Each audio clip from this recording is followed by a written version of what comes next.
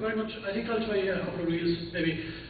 I was born in a caravan, in a gypsies caravan. My father was a travelling man, and my mother came from the Seville community, but she went off with my dad, and they loved each other until the day they died. You know, it was fabulous.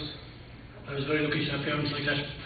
But my dad used to talk about stories about Johnny Dorn, and you know, when you'd be travelling, they'd meet up at fairs and at festivals and at football matches, and they would go busking, sometimes together, most of the time on their own. But he often told me at night that when they went back to their caravans, it was then that they really played and enjoyed the music, you know, and that's how they made their living. They had to earn money to keep the family.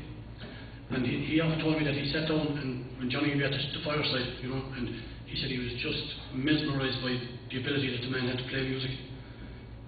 And my dad was sick for about 4 years. He was dying of emphysema, so I spent a lot of time in the bedroom with him, you know.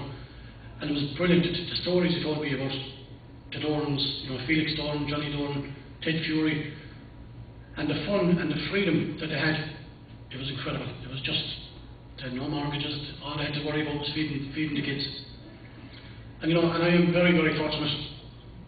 I mean, I think about 8 or 10 pipers in the class today, and some of this music is alien to them, and the pipes are an unusual instrument, and I was just born into it, and I'm very lucky, you know.